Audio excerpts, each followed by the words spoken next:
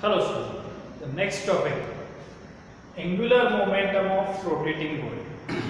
याच्यासारखे आपण दोन डेरिवेशन पाहिले, kinetic energy of rotating body, torque of rotating body. Same तिसरे angular momentum of rotating body. Here consider any irregular shape of a rigid body rotating with a constant angular velocity omega. आता angular मोमेंटमचं physical significance translational motion मध्ये जर आपण compare केलं ते तर linear momentum. Linear momentum मध्ये formula येतो मास इनटू वेलोसिटी. मग तिथे वेलोसिटी येते, इथे सुद्धा काय येणार वेलोसिटी. अँग्युलर असल्यामुळे इथे आली angular velocity means the angular velocity is the constant. Again same derivation with same concept. Consider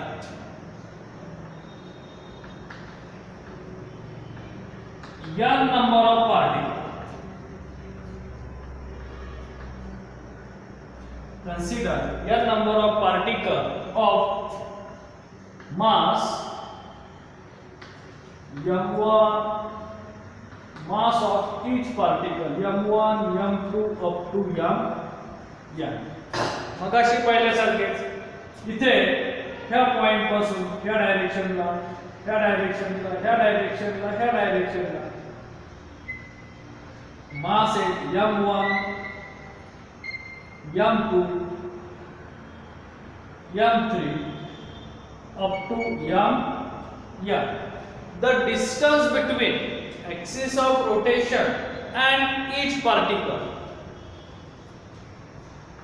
perpendicular distance r1, r2 up to rn of each particle.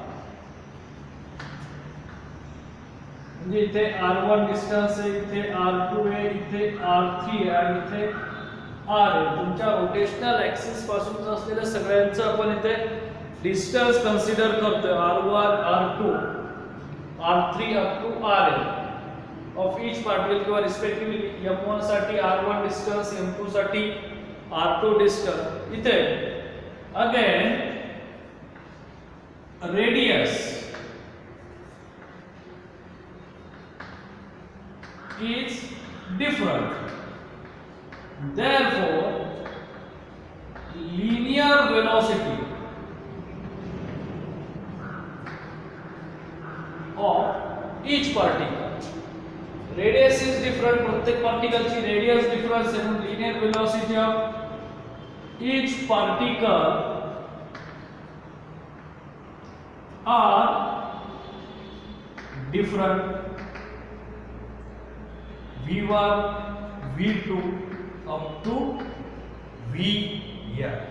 तुमच्या प्रत्येक पार्टिकलची असलेली लिनियर वेलोसिटी काय येणार आहे v1, v2, v3 up to vn. Here angular velocity is again constant but linear velocity is variable.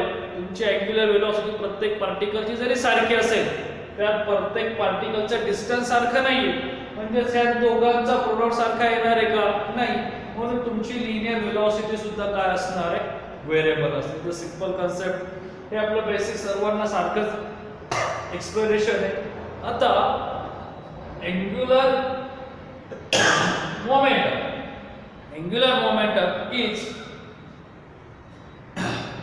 n is equal to the product of linear momentum into distance. तर आधी मला linear momentum काढावं लागेल.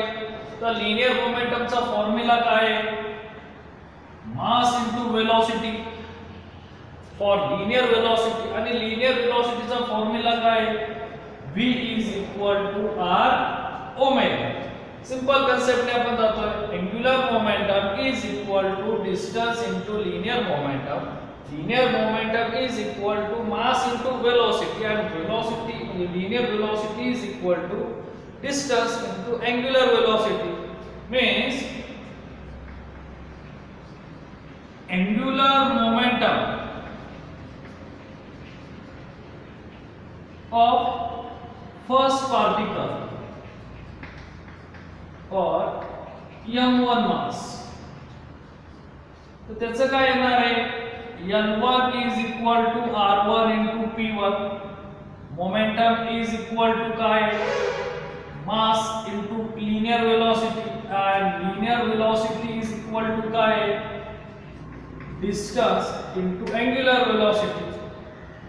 Means L1 is equal to m1 r1 square into omega. म्हणजे first particle वरती apply झालेला angular momentum काय, तर m1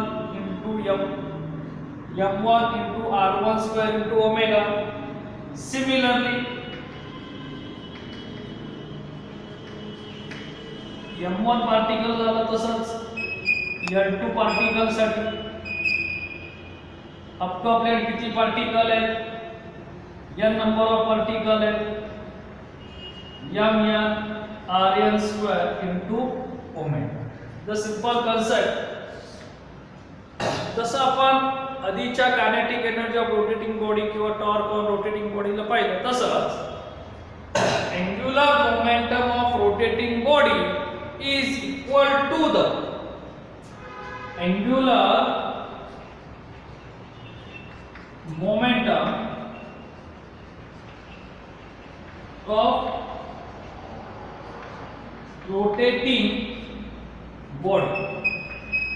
ही काय is equal to the sum of, कुणाची सम आहे, sum of angular momentum of each particle. Means L is equal to L1 plus L2 plus up to L म्हणजे last नंबरच्या particle पर्यंत. मग L1 काय आपला, m1 r1 square omega, L2 काय, m2 r2 square omega, up to last number of particle m1 rn square omega. इथे सुद्धा constant factor काय आहे, तर angular velocity is constant. Again the put in the equation. जर आपण ते equation मध्ये पुट केलं तर L is equal to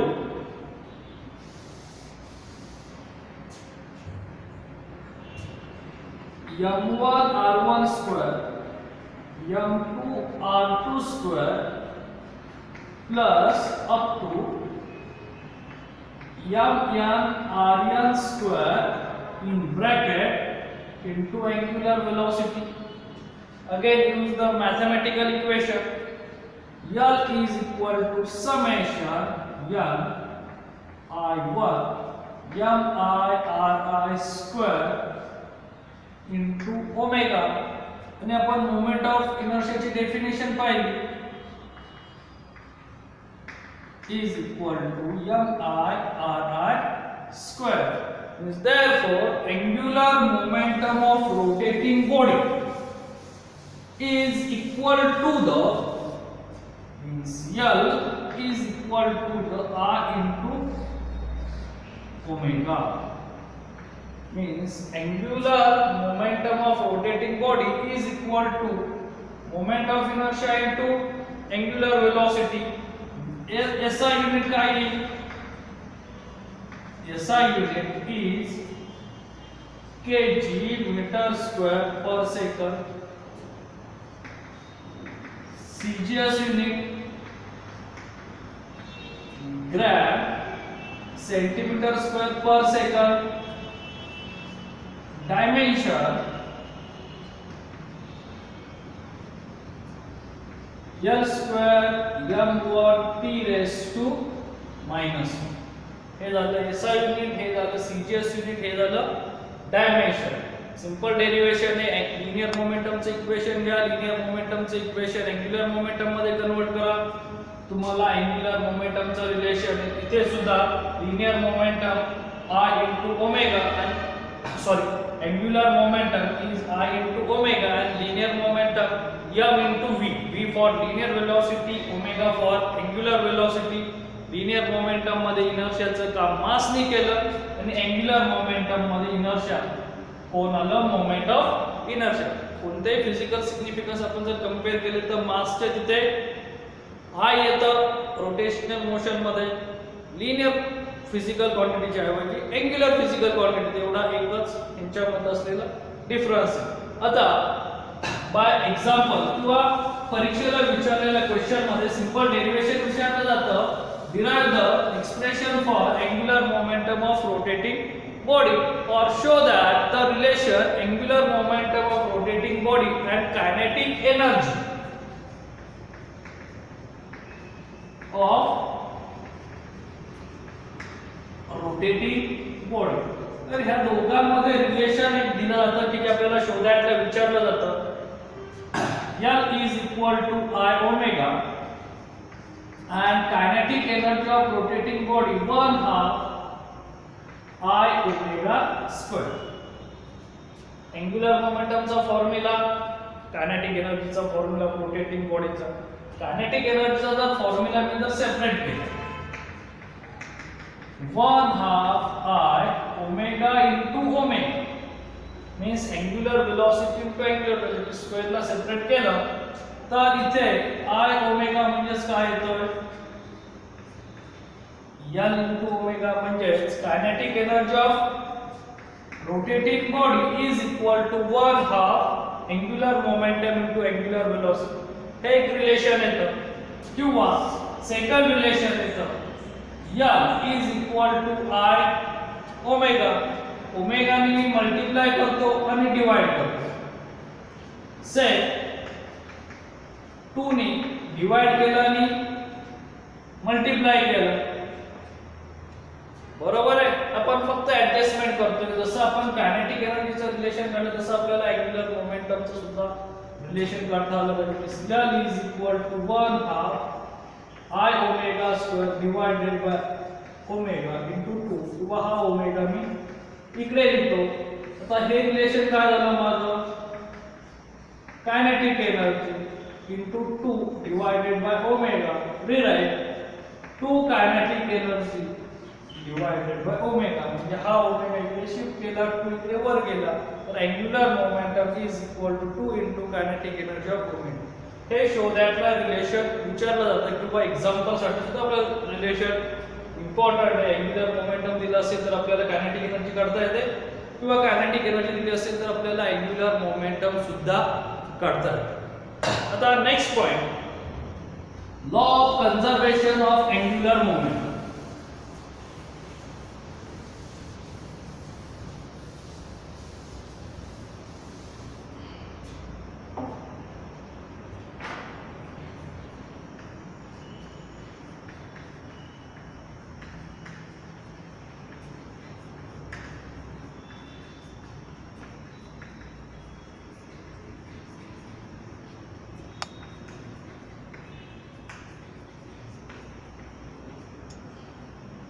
law of conservation of angular momentum. पण 11th स्टँडर्ड मध्ये law of conservation of linear momentum पाहिलं होतं. Linear momentum is related to the translational motion, angular momentum is related to the rotational motion. मग law of conservation of linear momentum मध्ये आपण apply केला होता तो force, unbalance force, external force. तसंच इथे अँग्युलर मोमेंटम मध्ये सुद्धा आपण फोर्स अप्लाय करणार आहे, पण रोटेशनल मोशन बॉडी असल्यामुळे तो फोर्स म्हणजेच काय आपला torque. Apply the unbalanced external torque. जर तो अनबॅलन्स एक्सटर्नल टॉर्क जर अप्लाय केला नसेल तर तिथे अँग्युलर मोमेंटमचं रिलेशन काय असेल. द सिंपल कन्सेप्ट आहे, angular momentum L bar is equal to R cross P bar. Vector quantity आहे म्हणून तिथे आपण क्रॉस प्रोडक्ट अप्लाय केला L बार म्हणजे angular momentum is equal to distance into linear momentum. आता लॉ ऑफ कन्झर्वेशन म्हणजे काय आपण लास्ट इयरला शिकलोय. कन्झर्वेशन होतं म्हणजे काय होतं, फायनल आणि इनिशियल मधला डिफरन्स हा जर 0 असेल किंवा त्या डिफरन्सचं असलेलं रिलेशन याच्यावर आपल्याला फाइंड आउट करायचं. म्हणजेच अँग्युलर मोमेंटमचा आपल्याला डिफरन्स घ्यायचा. यूज द आपण मॅथमॅटिकल इक्वेशन अप्लाय करणार आहे. Differentiate L bar is differentiate with respect to time means dl bar divided by dt. म्हणजे विथ टाइम फायनल आणि इनिशियल मधला डिफरन्स हे काय येणार आहे आपला dl म्हणजे change derivative r bar cross p bar. Use the mathematical equation means r bar cross dp bar divided by dt plus p bar cross dr divided by dt. मॅथमॅटिक्सचा आपण multiple factor of derivation हे use करतोय. आता इथे फिजिक्सचं relation पुन्हा आलं. dp rate of change of momentum with respect to time. Use the Newton's law. तर न्यूटनचा सेकंड लॉ काय सांगतो? Force applied force is directly proportional to the rate of change of momentum with respect to time. Means dp divided by dt means change in linear momentum with respect to time is equal to force, and r means displacement. The rate of change of displacement with respect to time means काय? velocity. Simple formula है. And linear momentum is equal to mass into velocity. हे तीन relation आपण इथे काय करणार आहे? Put करणार आहे. तर first dl divided by dt is equal to r bar, तसाच dp divided by dt च्या ऐवजी मी पुट करतोय तो फोर्स प्लस p च्या ऐवजी पुट करतोय mass into velocity into rate of change of displacement च्या ऐवजी आलो velocity. याला मी ब्रॅकेट टाकतो. इन वेक्टर लॉ आता ही वेक्टरची प्रॉपर्टी, वेक्टरच्या प्रॉपर्टी मध्ये आपण ज्या कॅरेक्टरिस्टिक्स पाहिले त्यामध्ये पाहिलंय the vector product of same physical quantity is 0. म्हणजे हे दोन्ही फिजिकल क्वांटिटी सारखीच आहे, म्हणजे वेलोसिटी वेलोसिटी. तर त्यांचा वेक्टर प्रोडक्ट काय येणार आहे? means v bar cross v bar is equal to 0. बरोबर आहे. r bar cross f bar is torque. Torque means perpendicular distance. Torque म्हणजेच काय? perpendicular distance between two force into applied force means r bar cross f bar. ते जर ह्या equation मध्ये put केलं तर रिलेशन काय येतंय? dl bar is equal to torque plus 0 means dl divided by dt is equal to torque. But in this condition there does not apply the external torque. तुम्ही external torque applies करत नाही, म्हणजे force applies करत नाही, म्हणजे तो का आला? 0 आला. ती तुमची जी बॉडीचं जी मोशन आहे ते स्वतःहूनच चेंज होत आहे. म्हणजे त्यासाठी आपण तशी कंडिशन अप्लाय करणार. म्हणजे तुम्ही विदाउट फोर्स किंवा कपल ऑफ फोर्स अप्लाय करता चेंज घेताय. म्हणजे हा एक्सटर्नल टॉर्क येतोय का? तर नाही. म्हणजे dl bar divided by dt is equal to 0. तर मग हे 0 कधी पॉसिबल आहे? dl means difference between final momentum minus initial momentum. dl म्हणजे काय? Difference between final momentum and initial momentum. Final momentum आणि इनिशियल मोमेंटमचा डिफरन्स जर 0 आला, हे कधी पॉसिबल होईल? ज्या वेळेस फायनल आणि इनिशियलची व्हॅल्यू सारखी असेल. जर फायनल आणि इनिशियलची व्हॅल्यू सारखी असेल म्हणजे त्यांच्यामध्ये चेंज नसेल, त्यालाच आपण काय म्हणतो? Law of conservation. Law of कन्झर्वेशनचा तोच रूल आहे, नायदर क्रिएटेड नॉट डिस्ट्रॉय. म्हणजे जेवढी होती तेवढीच राहिली, फक्त ते कुणाशी अप्लाय होतं? Angular moment. मग हे जे law of conservation of angular momentum आहे त्याचे एक्झाम्पल काय? बरोबर आहे की नाही? आता याचं बेसिक सिंपल एक्झाम्पल म्हणजे बॅलेट डान्सर असेल किंवा स्केटिंग करणारे स्केटर्स असतील. आता बॅलेट डान्सर म्हणजे काय होतात? तर ही एक बॅलेट की जसं सर्क्युलर मोशन मध्ये फिरते ह्याच्यावरती डान्स करतात. किंवा तुमच्या आपण जिम्नॅस्टिक्स मध्ये जे स्केटर आहे, जे आईस वरती स्केटिंग करतात किंवा ग्राउंड वरती स्केटिंग करतात, त्यांचं जे मोशन आहे बॉडीचं मोशन, तिथे आपण बॉडी कन्सिडर करू एक मास आहे, त्या बॉडीचं मोशन हे कंटिन्युअसली इन्क्रीज किंवा डिक्रीज करतात. स्वतःहून असते करत, त्यांना बाहेरून कुणी फोर्स अप्लाय करत नाही. मग ते इन्क्रीज किंवा डिक्रीज कोणत्या प्रॉपर्टीने करतात? तर law of conservation of momentum. आपण बेसिक एक्झाम्पल एक बॅलेट डान्सरचं घेऊ.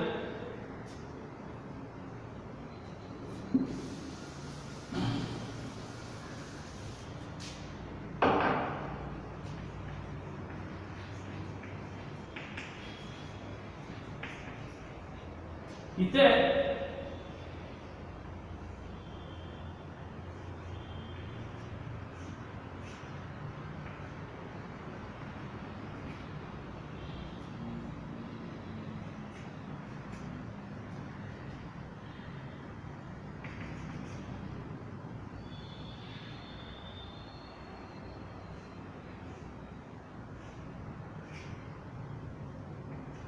आता ही एक बॅलेट डान्स आहे, दोन्हीकडे तीच आहे, बरोबर आहे, म्हणजे तिचा मास तर कॉन्स्टंट आहे.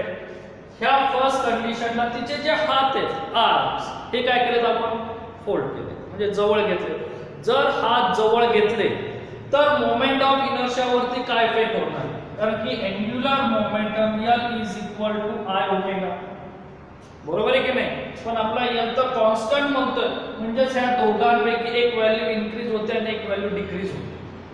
हे रिलेशन लक्षात ठेवायचं. तर कोण इन्क्रीज होणार आहे कोण डिक्रीज होणार आहे, म्हणजे बॅलेट डान्सर स्पिन होताना म्हणजे स्वतःभोवती रोटेट होताना किंवा स्पिन होताना आपलं स्पीड कंट्रोल कसं करतं, म्हणजे ती कमी किंवा जास्त स्पीड कसं येतं, ज्यावेळेस तिचे हात फोल्ड होणार आहे, म्हणजे हा जर आपण रोटेशनल ऍक्सिस पकडला तर ह्या ऍक्सिस पासूनचं हे डिस्टन्स काय झालं, कमी झालं की नाही. म्हणजे मी जर असे हात केले तर माझं हे डिस्टन्स रोटेशनल ऍक्सिस पासूनचं काय होणार आहे, कमी होणार आहे.